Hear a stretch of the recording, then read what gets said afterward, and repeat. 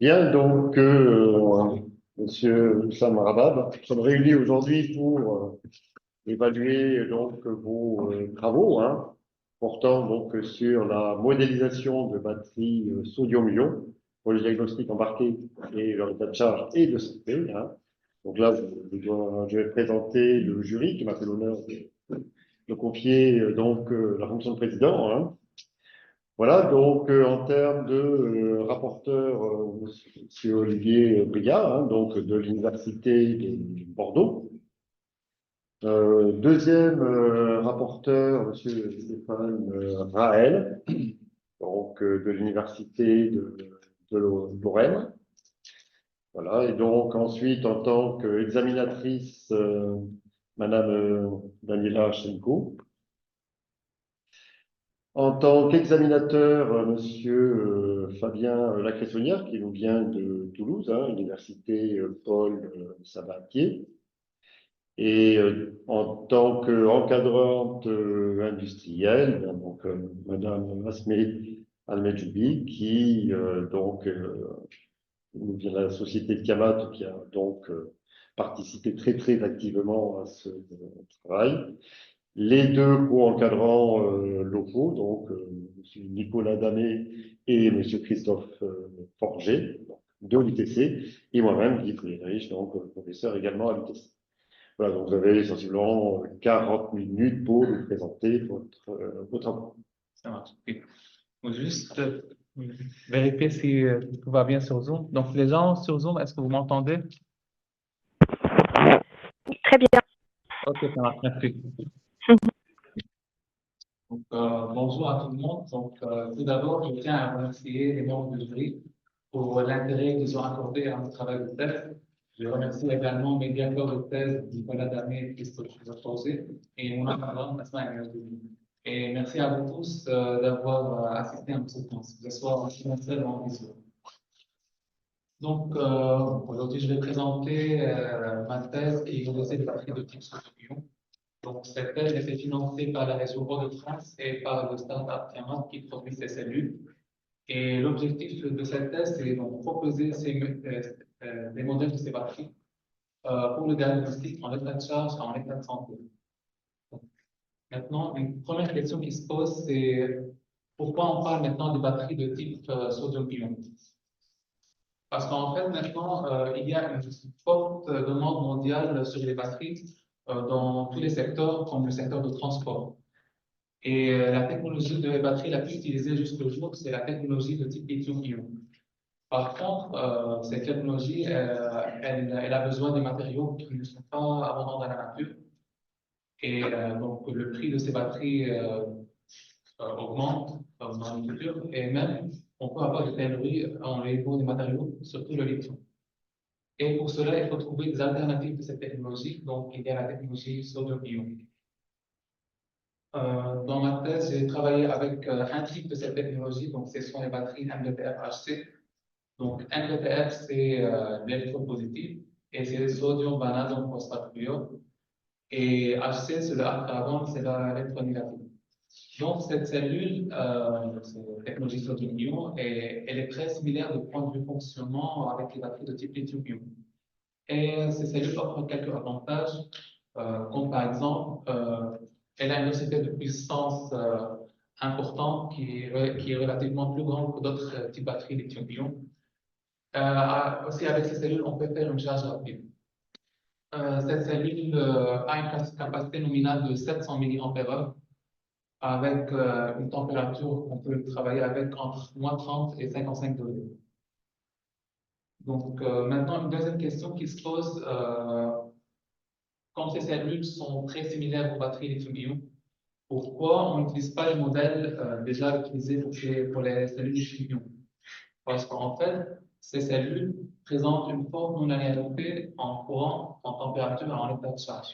De sorte qu'utiliser un modèle comportemental qu'on utilise souvent pour les batteries lithium-ion n'est pas la meilleure solution. Donc, en fait, avant thèse, il y a l'équipe du TC qui a appliqué un modèle qui est souvent utilisé pour les batteries lithium-ion. Donc, ils ont appliqué ce modèle avec ces batteries et ils ont caractérisé les paramètres de ce modèle avec des tables d'interpolation. Et, et le modèle est mis en défaut. Donc, pour cela, l'équipe du TC a remarqué qu'il faut faire un modèle basé sur la physique de ces cellules. Donc, pour expliquer mieux c'est quoi ces non-linéarités, voici un exemple. Donc là, il faut voir juste la figure qui est en haut. Donc ici, je montre l'évolution de la tension en fonction de l'état de charge. Donc la courbe en noir, c'est la tension de la cellule au repos, qu'on appelle OCV ou Open Circuit Voltage. Et la courbe en bleu, c'est la tension de la cellule en décharge, en -1C. Et si on fait la différence entre ces deux courbes, ça nous donne la courbe qui est ici en jaune, qui est ici présentée ici en jaune. Et cette courbe jaune, c'est la chute de tension créée par la décharge de la cellule. Et on peut voir très clairement qu'elle a une forme très non linéaire en fonction de l'état de charge. Et cette chute de tension, elle est donnée juste pour un état de courant qui est -1C, donc -700 mA, et une température de 25 degrés Celsius. Donc là, si on change de courant, comme le montre cette figure, cette chute de tension, elle varie beaucoup. Et pareil, si on change la température, on me montre ici avec température de 10 et 5, la forme de la chute de tension aussi varie beaucoup. Donc il y a une sorte de non-linéarité qui bouge dans tous les sens. Après, choix du modèle. Donc pour le modèle, on a privilégié un modèle MPFHC qui sera embarqué dans le BMS, donc Battery Management Software. Pour cela, on a choisi un modèle à circuit électrique équivalent parce que c'est le modèle qui est relativement le plus simple à intégrer dans BMS. Deuxièmement, le modèle doit être utilisé pour le diagnostic. Pour cela, c'est un modèle qui est capable de séparer les différentes non-linéarités et les différentes contributions électrochimiques de la cellule. Et pour cela, on a privilégié un modèle homogène. Donc, on a caractérisé les paramètres du modèle à faible ou à puissance moyenne pour éviter toutes sortes d'hétérogénéité. Troisièmement, la caractérisation de modèle. Donc, vu qu'on veut faire un modèle basé sur la physique, j'évite d'utiliser des tables d'interpolation. Pour cela, j'ai privilégié d'utiliser des essais et des caractérisations qui sont rapides et qui ne nécessitent pas un traitement dur et long à faire. Et dernièrement, le modèle est à l'échelle de cellules avec des essais et des méthodes non invasives. Et maintenant, je vais présenter un peu comment j'ai construit la structure du modèle. Donc, premièrement, durant ma première année de la thèse, j'ai commencé à faire j'ai fait la biblio. Et pour savoir quels sont les phénomènes électrochimiques présents dans la cellule quand elle est en charge ou en décharge. Donc, là, je présente un chemin de la batterie. Donc, ça, c'est l'électrode positif. Donc, pour moi, ça, c'est le NPTF. Ça, c'est l'électrode négatif, le arc avant. Et la batterie en fonctionnement quand c'est le sodium qui est en sphère jaune se déplace de l'électrode vers l'autre ou dans le sens inverse. Et après, j'ai classé tous les phénomènes qui sont présents dans cette cellule en 3 catégories. Déjà, les phénomènes présents dans cette batterie sont les mêmes qu'on trouve dans les batteries lithium-ion. Donc, ces catégories sont les suivantes. Donc, il y a les phénomènes statiques. Donc, ça comprend toute conduction électronique, conduction ionique et tout, effet résistif des composants de la cellule. Il y a aussi les phénomènes de surface. Donc, ce sont des phénomènes à dynamique rapide qui se passent entre la surface de l'électrode et l'électrolyte. Donc, là, je parle de transfert de charge, la SEI, la double couche. Et troisièmement, il y a les phénomènes de diffusion. Donc, ce sont des phénomènes à dynamique lente et ils sont créés sont dus au gradient de concentration de sodium dans une zone déterminée. Et il y a deux types de diffusion. Donc, la diffusion solide, c'est la diffusion de sodium au sein de l'électrode. Et il y a aussi la diffusion liquide, qui est la diffusion du sodium dans l'électrolyte. Et comment je vois le modèle de la cellule, c'est avec cette équation ici. Donc, la tension de la cellule en charge ou en décharge, c'est équivaut à la tension de la cellule au repos, plus et contribution en tension de différents phénomènes. Donc, soit Vs pour les phénomènes statiques, bien sûr pour les phénomènes de surface, et VD pour les phénomènes de diffusion. Donc après, j'ai appliqué ce modèle, donc c'est ce circuit de Rameau ici qui était déjà utilisé à l'IPC. Et j'ai appliqué ce modèle au cellule MPPR-HC et j'ai trouvé après que ce modèle il est limité. Et pour expliquer mieux, je présente toujours ce même exemple. Donc la courbe en noir, c'est la tension de la cellule au repos qui est présentée par l'OCD ici. Et la courbe en bleu, c'est la tension de la cellule. Et si on veut comparer la courbe bleue par rapport à la courbe noire, en fait, on peut voir qu'il y a deux types de décalage. Il y a un décalage vertical qui se traduit par des chutes de tension qui sont bien prises en compte ici dans ce modèle, vu qu'il y a ici les trois contributions en tension. Et il y a aussi le décalage horizontal, donc c'est le décalage en socle. Et ce décalage en socle, il n'est pas pris en compte dans ce modèle. Pour cela, mes directeurs de thèse et moi, on a commencé à chercher dans la littérature comment on peut modéliser ce delta socle. Et on s'était inspiré des modèles électrochimiques, notamment le modèle à single particle model et aussi les travaux de Kramer, où il mentionne que la diffusion solide peut être modélisée par le gradient de concentration de sodium. Et il y a aussi dans la littérature une sorte de proportionnalité entre le gradient de sodium et le décalage en socle, de sorte qu'on peut dire qu'on peut modéliser la diffusion de sodium, la diffusion solide par le décalage en socle. Donc, ce que j'ai fait, c'est le suivant. J'ai repris cette structure, j'ai pris la tension ici VD qui représente le phénomène de diffusion et je l'ai séparé en deux. Donc, une partie qui est la diffusion qui va rester en impédance, que je vais appeler dans les prochaines diapos VLD avec une impédance ZLD. Et l'autre partie, c'est le décalage en stock qui va être inclus dans OCV. Donc, au lieu d'utiliser un OCV dans le modèle, j'utilise une nouvelle notion qui est la SEV, Surface Equilibrium Voltage, qui est l'OCV décalé avec un décalage en stock. Et ici, ce Surface Equilibrium Voltage, c'est pas l'OCV, c'est pas la tension d'équilibre thermique et électrique.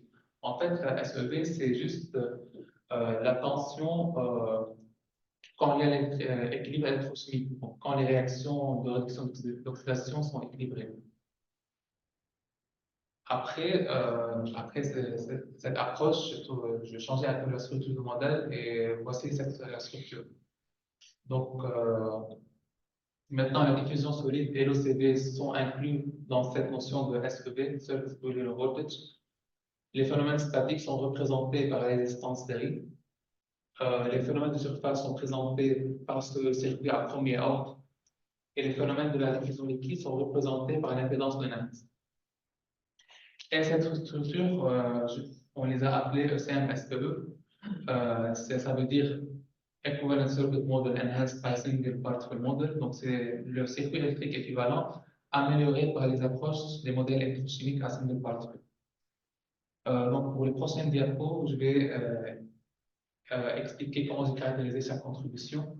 Après, je vais aussi expliquer comment j'ai pu séparer les phénomènes de surface en cette tension de transfert de charge et cette tension qui représente l'effet de la SEI. Et aussi, je vais parler des non-linéarités de chaque contribution. Par exemple, ici, les symboles en rouge, ici, ça représente les non-linéarités. Et donc, juste, par exemple, je propose que la SEV, donc la diffusion solide et le CV, la SEV, elle est non linéaire en courant, température, en état de charge. Par contre, la diffusion liquide, elle est juste non linéaire en température. Je commence avec les phénomènes statiques. Donc, pour les phénomènes statiques, modéliser la tension série, ça revient à caractériser cette résistance RS. Donc, pour le faire, dans la littérature, souvent, on caractérise les phénomènes statiques pour RS par des spectroscopies d'impédance. Donc, ce sont des mesures d'impédance avec des excitations de courant en sinusoïdie. Et à l'UTC, on mesure RS en prenant le minimum de réel de l'impédance de la batterie. Et quand je commençais à faire les EES, j'ai appliqué des mesures avec des excitations de courant d'amplitude de 50 mA. Après, j'ai vu, donc c'est la courbe en bleu, avec l'excitation de 50 mA. Et j'ai remarqué avec cette courbe, en fait, on a cette zone-là qui est oblique. de sorte qu'on ne peut pas trouver le minimum des réels de l'impédance. Donc pour cela, ce que j'ai fait, j'ai changé l'amplitude de courant en sinusoïde et j'ai pris à une amplitude de 500 mA. Donc ça m'a donné la courbe en rouge. Et là, on peut voir clairement ici, on peut trouver le minimum des réels d'impédance. J'ai appliqué cet essai avec plusieurs températures à plusieurs points de sorte et ça m'a donné des résultats qui sont affichés dans ce tableau. Donc la résistance RS, c'est environ égal à 12 millions, même si la température change de 25 jusqu'à 5 degrés. Donc pour faire simple, je supposais que la résistance RS est équivalent à 12 millions et que la tension sérique, elle est juste linéaire en courant et elle est indépendante de la température et de l'état de charge. Après, les phénomènes de surface. Donc, pour les phénomènes de surface, c'est un travail que j'ai divisé en deux parties. Donc, la première partie, c'est là où j'estime les non-réalités des phénomènes de surface en courant et en température, et je compare le résultat de ces paramètres à 3 points d'état de charge. Donc, c'est une grande partie. Et une deuxième partie où j'estime les non-réalités des phénomènes de surface en fonction de l'état de charge. Donc, je commence avec la première partie. Donc, à l'UTC, il y a déjà un modèle publié où on peut séparer les phénomènes de surface en transfert de charge en SEI, en régime établi. Donc, ce modèle, il sert comme un outil de diagnostic de transfert de charge et de SEI en état de charge ou en état de santé. Donc, ce qui est bien pour l'objectif de ma thèse. Et avec ce modèle, on peut séparer les non-linéarités en courant et température de transfert de charge et la SEI. Donc, j'ai appliqué ce modèle comme il est avec les pauses cellules MPPFHC. Le modèle a donné de bons résultats à Rostov, mais il était limité à Bastille. Donc, et après, on a remarqué qu'il est limité à Bastille parce qu'en fait, le modèle publié déjà dans la littérature utilise un Butterworth simplifié avec un coefficient bêta qui est égal à 0,5. Et ce bêta, ça s'appelle coefficient de symétrie. Et indirectement, ça représente la symétrie ou la dissymétrie entre la charge et la décharge. Donc, quand bêta égale 0,5, ça veut dire qu'il y a une sorte de symétrie entre la charge et la décharge. Par contre, avec les cellules MDPH-HC, et surtout parce qu'il y a le arc avant, on peut avoir une sorte de dissymétrie, comme me montre cette figure ici. Donc là, je présente quoi? L'axe des ordonnées, c'est le ciré, donc c'est le courant. L'axe des abscisses, c'est la tension de surface mesurée en millivolts. Et là, je présente les mesures de la tension de surface en valeur absolue. Donc, les cercles en bleu, c'est la tension de surface prise quand je fais la cellule, quand la cellule est en charge. Et les astériques en rouge, c'est quand la cellule est en décharge.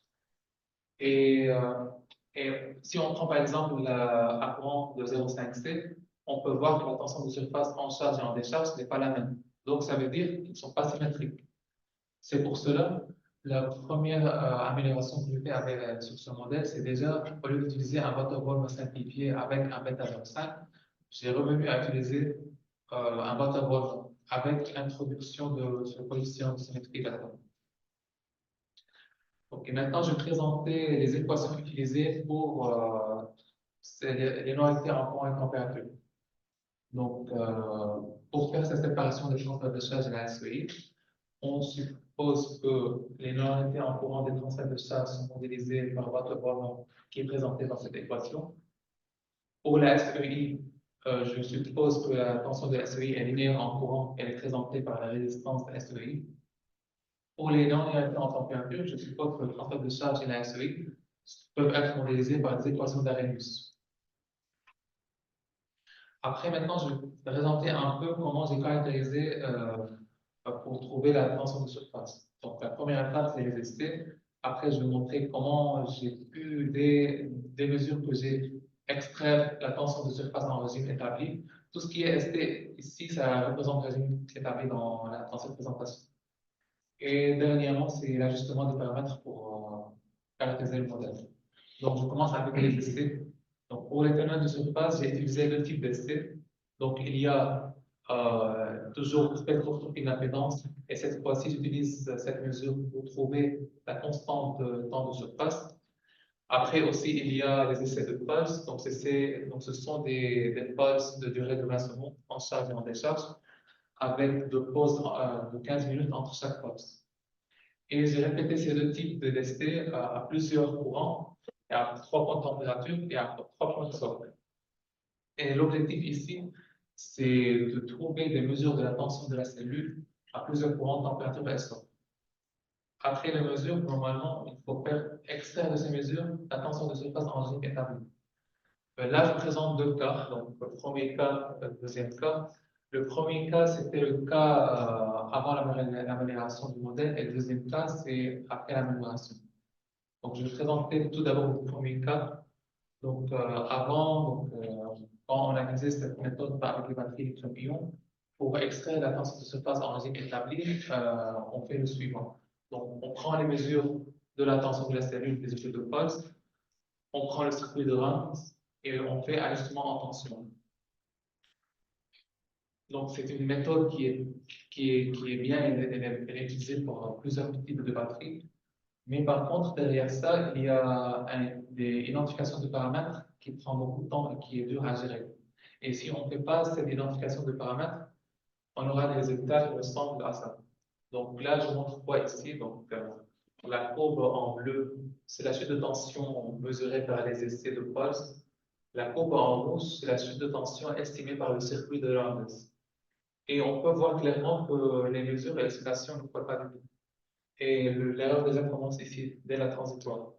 Donc, pour améliorer ça, ajuste aussi la zone d'ajustement est faite dans toute la plage de toute la plage de pulse de 20 secondes.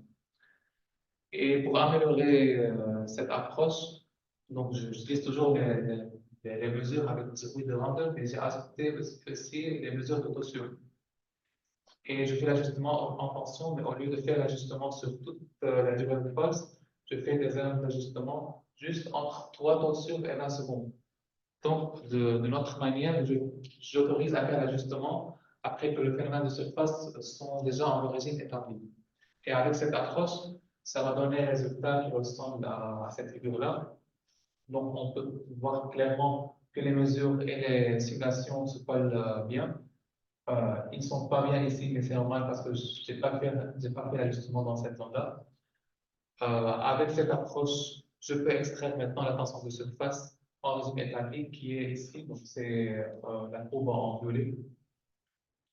Donc, tout ce traitement, c'est pour trouver la tension de surface en régime établi et après faire la séparation en transfert de charge et en SEI. Donc, après caractérisation des paramètres, je montre un premier résultat. Donc, ici, je présente la tension de surface en fonction du courant. Les cercles ici sont les mesures que j'ai obtenues avec ajustement de la tension. Les courbes ici sont les tensions de surface simulées par les équations de Butler-Volmer et d'Arrhenius. Donc, on peut voir que les mesures et les simulations collent bien. Donc, la courbe en jaune, c'est la température à 5 degrés, courbe en bleu, température à 10 degrés, et courbe en rouge, c'est la température externe à 25 degrés. Donc, ça marche à SOC 80%. Ça marche aussi avec états de charge de 30% et aussi avec SOC de 20%. Donc, déjà, avec les améliorations que j'ai fait, donc introduction de bêta et traitement d'extraction de la tension de surface, le modèle maintenant, il marche à haut SOC et à bas SOC. Ce qui est intéressant ici, c'est déjà la résistance au transfert de charge, elle augmente plus quand le SOC diminue, et ça c'était prévu. Par contre, la résistance de la SEI, elle augmente quand le SOC diminue. Et ça peut impliquer qu'il y a différentes zones de travail dans l'électronégatif, qui est le arc avant. Il y a aussi un paramètre intéressant, c'est le bêta, qui était 0,5 à SOC 80% et 30%, dont la tension de charge et de charge était symétrique dans le SOC 30% et plus. Après, à la SOC, le bêta égale à 0,42. Donc, avant, avec la méthode initiale, on ne peut pas trouver cette mesure. Donc, ce qui signale aussi qu'il y a une sorte de passage d'insertion de sodium à absorption de sodium dans le arc avant. Donc, maintenant que le modèle marche bien, donc on peut faire la séparation de transfert de charge et la SEI. La courbe en jaune ici, c'est la tension de transfert de charge en fonction du courant. Et la courbe en bleu, c'est la tension de la SEI en fonction du courant qui est linéaire en courant. Et la courbe en rouge, c'est la tension de surface. Ce qui est intéressant ici, c'est à faible courant, entre 1C et moins 1C, la tension de surface, elle ressemble plus à la tension de transfert de charge. Donc, ce qui veut dire que à faible courant, les effets dominants des phénomènes de surface, ce sont les transferts de charge. Par contre, à fort courant, la tension de surface, elle est linéaire. Elle ressemble plutôt à la tension de la SEI. Ce qui implique à fort courant, les effets de la SEI sont plus dominants. Bon. Deuxième partie maintenant, avec les phénomènes de surface, c'est les non-réactés en stock. Pour les non-réactés en stock, donc, j'ai fait des mesures de RSUF avec des spectroscopies d'impédance à chaque 1% de stock. Donc là, je présente deux mesures. Donc, à 25 degrés, les aspects X en bleu, et à 10 degrés, les aspects X en orange. Et dans les deux cas, on peut voir que le comportement de la résistance de surface peut être modélisé par cette équation empirique. Et donc, j'ai aussi trouvé récemment dans la littérature, avec des travaux de Constable et Hall, ils ont trouvé aussi des résistances de surface qui ont le même comportement pour des batteries de type sodium-ion avec arc carbone comme électrode négative. Donc, ce qui est rassurant, et après, j'ai supposé que les transferts de charge et la SEI vont suivre le même comportement et j'ai appliqué la même équation à ces deux résistances. Donc, là, je présente les résultats en fonction du sort. Donc, faut regarder tout d'abord la figure à 25 degrés Celsius. Donc, là, je présente trois types de résistance. En rouge, c'est la résistance de surface. En bleu, c'est la résistance de transfert de charge. Et en jaune, c'est la résistance de la SEI. Donc, les triangles et les losanges, ce sont en fait les résistances trouvées dans la première partie, là où j'étais juste les non-réactés en grande température avec 3 points d'état de charge. Et le groupe, c'est les résistances simulées par les équations, ces équations-là. On peut voir que les mesures et les courbes collent bien. Après, ce que j'ai fait pour s'assurer que tout marche bien, j'ai appliqué Arrhenius à ces courbes. Et en appliquant Arrhenius, ça me donnait des figures à 5 degrés et à 10 degrés. Et là, on peut trouver toujours que les résultats que je trouvais dans la première partie et les courbes collent parfaitement. Donc, pour conclure cette partie, j'ai pu faire un modèle pour étudier les non-linéarités des phénomènes de surface en courant, température, en état de charge, et qui est capable de séparer en contribution de transfert de charge et de SEI en régime établi. Et l'avantage de ce modèle, c'est un modèle qui peut être utilisé pour le diagnostic. Et déjà, on peut voir le premier résultat avec le bêta qui varie à la SOP, où on peut dire que là, le mécanisme de stockage de stock de barres carbone varie. Maintenant, je vais parler des phénomènes de diffusion. Donc, pour les phénomènes de diffusion, vu que je ne veux pas utiliser des tables d'interpolation, donc, et je voulais travailler avec une approche qui est simple, avec des caractérisations rapides, donc je fais quelques hypothèses simplificatrices. Donc, d'abord, je commence avec la dynamique de la diffusion. Donc, je suppose que la dynamique de la diffusion solide et liquide peuvent être présentées par la diffusion limitée. Où la constante de temps de diffusion solide et liquide est la même et équivaut à taux début. Deuxièmement, c'est la caractérisation. Donc, pour la caractérisation, j'ai utilisé un même type d'essai pour caractériser les paramètres de la diffusion solide et liquide. Troisièmement, c'est la non-réalité, et ça, j'ai présenté dans les diapos précédents, parce que j'ai séparé la diffusion solide et liquide. La diffusion liquide, elle est présentée par une chute de tension qui est VLB en régime établi ou une impédance nette. Et la diffusion solide est représentée par un décalage d'état stock SP. Donc, pour la dynamique, la diffusion liquide est modélisée par cette équation. Et par analogie, je modélise le delta stock par cette équation. Et dans ces deux équations, on a trois paramètres. Donc, le delta stock SP pour la diffusion solide, la HALD pour la tension de la diffusion liquide en régime établi, et il y a aussi le constantement de diffusion taux débit. Et pour la diffusion solide, donc j'ai besoin de ce paramètre pour trouver la SEV. Parce que la diffusion solide est modélisée par le décalage de l'OCV par ce delta stock. Pour les caractérisations, donc j'ai utilisé des essais à courant constant de charge et de décharge, et avec une pause d'une heure. Donc je vais expliquer dans la prochaine diapo comment, avec ces essais, je peux extraire tous les paramètres de la diffusion. Donc, en décharge, j'ai fait des pauses proches de 60% et en charge, j'ai fait des pauses proches de 70% d'état de charge. Pour la diffusion solide, donc, pour la diffusion solide, il faut mesurer ce décalage en somme et ST. Donc, pour le faire, je fais le suivant. Donc, toujours avec le même exemple, la courbe en noir, c'est l'OCB. J'utilise l'OCB. La courbe en bleu, c'est un cas de la tension en décharge. Et pour mesurer le décalage en somme, je prends le socle de l'OCB quand il est à 3,5 volts et je prends aussi le socle de la tension en décharge quand la tension à 3,5 volts aussi. Et j'applique la différence des deux socles pour trouver ce delta socle ST. J'ai répété cette mesure à différents points de température et là j'affiche quelques mesures dans cette figure-là. Donc le delta socle ici en astérisque rouge, c'est les mesures à 25 degrés Celsius en fonction du courant. Et pareil ici, le bleu c'est pour les températures à 10 degrés. Donc toujours basé sur des observations, je propose ces non-linéarités. Donc pour la diffusion solide, pour la non-linéarité en courant, j'applique cette équation en deux. Pour la température, je suppose qu'elle est non-linéaire en Arrhenius et j'applique cette équation. Pour les non-linéarités en stock, ici, pas besoin de trouver une équation parce qu'en fait, la diffusion solide, ce delta stock va être inclus dans SEB, donc les non-linéarités en stock sont déjà trouvées dans l'OCDE. Donc, c'est ce qui réduit la non-linéarité de la diffusion en stock. Et en fait, donc, après l'ajustement de ces équations, ça me donne ce résultat. Donc, pour ce résultat, les courbes, c'est le décalage en stock en fonction de courant, et les astérisques sont les mesures. Si on peut voir déjà en charge, donc avec les irées qui sont positifs, on peut voir que les courbes et les mesures collent bien. Par contre, en décharge, il y a une sorte de divergence, surtout à des températures froides. Maintenant, je vais parler de la diffusion liquide. Donc, pour la diffusion liquide, pour la mesurer, il faut utiliser cette pose du nom.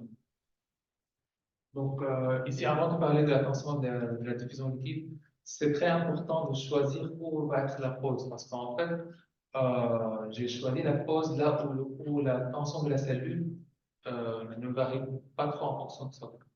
Pourquoi? Parce qu'en fait, pour faire des caractérisations simples, j'ai besoin de faire cette hypothèse, donc de supposer que la SEB est très proche de l'OCDE.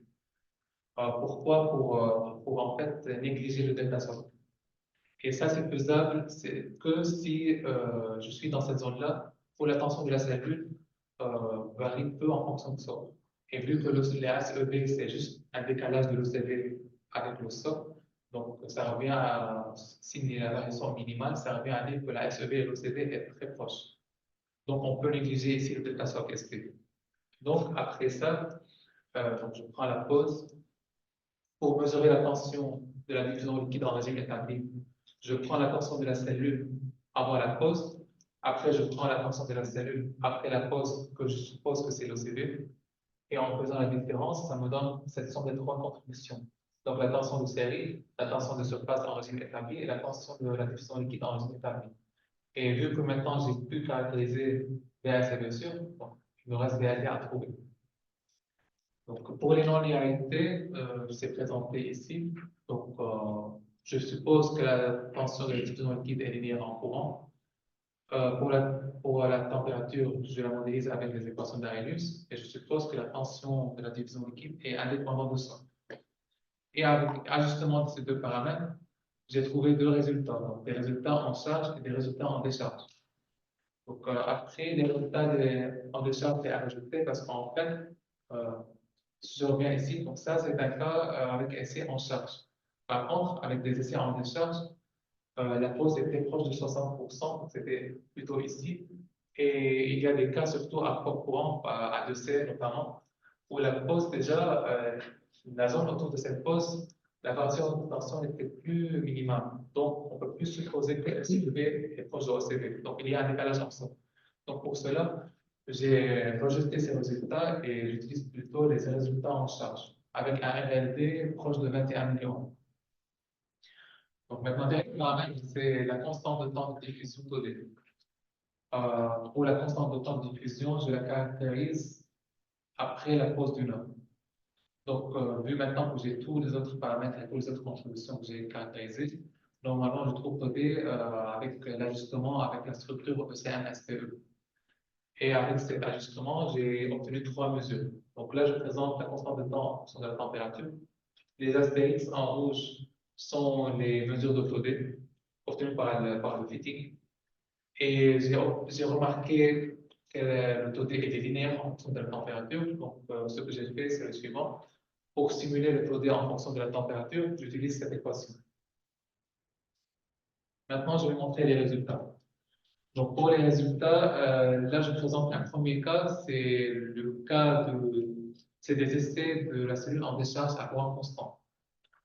Donc, la courbe en noir représente le CV. Les courbes en pointillé, ce sont les mesures de la cellule en décharge. Et les courbes en continu, c'est la performance, c'est la simulation du modèle. Cet essai est fait à 25 degrés Celsius. Donc, globalement, ici, on peut voir que le modèle marche bien avec des stocks supérieurs à 25%. En plus, l'avantage de ce modèle ici, c'est cette zone-là. En fait, dès le début de la thèse, on s'est inquiété de cette zone-là parce que si on va utiliser le table d'interpolation, normalement, on aura des problèmes ici. Donc, avec notre approche d'utiliser SEV et le décalage en sol, cette zone-là, elle est bien modélisée. Par contre, il y a deux imperfections dans le modèle. Donc, la première, c'est Abbasov. Abbasov, le modèle diverge un peu par rapport aux mesures, parce qu'en fait, juste si on observe, le décalage en stock en fait, augmente. Donc, exemple, je vais prendre l'OCV, donc la courbe en noir, je prends aussi les mesures à moins de C, donc les pointillés en rose. Et le décalage en stock à la fin de la décharge, c'est équivaut à peu près 15%. Par contre, j'ai mesuré le décalage en stock quand la tension était à 3,5 volts. Et la courbe ici en noir avec les pointillés, c'est un décalage en stock qui est moins de 10%. Donc, ça veut dire que le décalage en stock, déjà, elle a augmenté et ce n'était pas pris en compte dans le modèle. Donc, deuxième imperfection, c'est dans la partie transitoire. Donc, c'est tout début de la décharge et après la pause. Et normalement, c'est à cause de la constante de temps de diffusion. Donc, deuxième cas, là, je présente un autre cas. Donc, c'est la performance du modèle avec un profil de courant variable. Donc, la figure ici présente le profil de courant. Donc, les courbes, les pales sont en jaune. Et la courbe en rouge, c'est l'état de charge de la cellule influencé par ce profil de courant.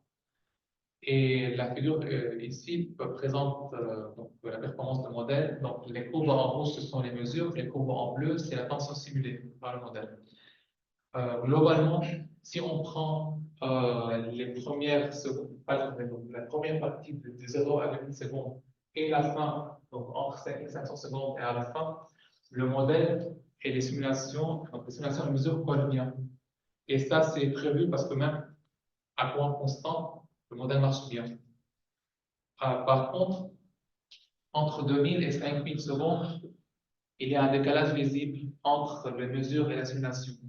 Donc, ça revient à dire qu'il y a un problème dans le régime transitoire, parce que le profil de courant qu'on a fait, c'est juste pour tester à quel point le modèle peut suivre un régime transitoire.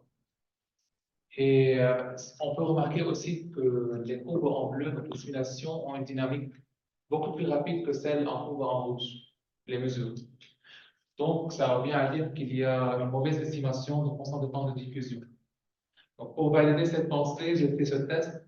Donc, là, je présente deux courbes, un cycle de décharge-charge en rouge et un autre cycle de décharge-charge en bleu. Donc, je fais le même essai avec le même C-rate, plus ou moins C5, avec la même température, mais avec deux états initiaux différents en état de charge. Donc, le premier cas, la rouge, je fais une décharge avec un seuil initial proche de 60%. Je fais une décharge, puis une autre charge complète. Après, pour le second cycle, c'est une décharge complète avec un socle initial à 100%. Et ce qui est intéressant ici, c'est en décharge, puisque je commençais avec la décharge, la courbe en rouge et la courbe en bleu ne convergent qu'ici. Donc, le régime transitoire a pris à peu près 2h30 avant d'être en régime établi. Par contre, et pour valider ça, donc, le 2 se converge ici, et quand on fait la recherche, la courbe en bleu et en rouge se colle parfaitement. Donc, ça veut dire que la constante de temps des cellules MPBHC sont lentes, donc, surtout la constante de diffusion. Donc, ce que je fais, j'ai cherché dans la littérature et j'ai trouvé, avec les travaux de Chiambuka et Al, que la constante de temps de diffusion de MPBF, donc l'électrode positif de la cellule, est égale à 2 heures. Donc, ce que j'ai fait, c'est le suivant. J'ai introduit un paramètre supplémentaire qui est le taux ST, donc le constant de temps de diffusion solide, et je l'ai fixé à 2 heures. Et ça m'a donné ces deux résultats. Donc là, ici, c'est le résultat de présenté avant, donc les mêmes essais à 40 degrés. Et là, c'est le même profil, mais avec un température de 15 degrés. Et là, on peut voir très clairement que le modèle a amélioré. Et ce qui est intéressant, c'est que le modèle a marché à 40 et à 15 degrés. Donc, c'était deux températures que je n'ai pas utilisées dans la caractérisation. Et le modèle marche bien à condition que la constante de temps de diffusion soit très lente. Et ce qui aussi, on peut dire ici que le fait d'utiliser Arrhenius pour caractériser la plupart des contributions marche.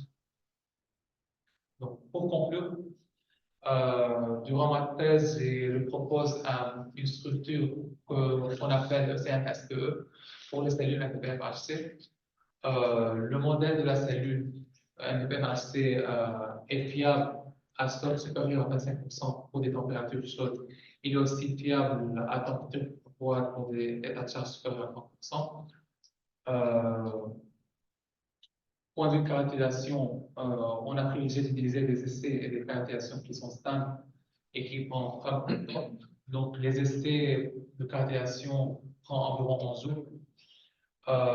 Pour les essais de caractérisation, il faut améliorer la partie diffusion pour avoir un modèle plus performant avec l'introduction d'une constante de temps de diffusion solide. Rapport de la thèse. Donc, il y a 4 rapports. Donc, le premier rapport, c'est le fait d'améliorer la structure des circuits équivalents basés à l'ISSTM. Deuxième rapport, c'est le fait de séparer la diffusion solide et liquide en réduisant les non-négatifs en état de charge.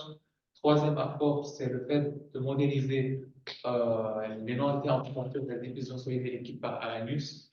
Et le dernier rapport, c'est la prise en compte des asymétries de transfert de charge entre la charge et la décharge de la cellule. Et ça revient à l'introduction du paramètre bêta dans le modèle de surface. Comme perspective, il y a 4 perspectives. Donc, déjà, introduction des non-réacteurs en état de santé dans le modèle. Deuxième perspective, c'est modéliser l'OCV en utilisant les potentiels des électrodes. Troisième piste, et je pense que c'est la plus urgente, c'est améliorer les essais de captation du paramètre de diffusion solide en séparant déjà la constante de temps de diffusion en diffusion solide et liquide et trouver des essais pour les constantes de diffusion solide. Et dernière piste, c'est amélioration de la structure du modèle pour qu'il soit applicable à haute puissance, donc avec un filtrage électrothermique et des études des hétérogénéités. Donc, enfin, je présente la liste des publications que j'ai faites et merci pour votre attention.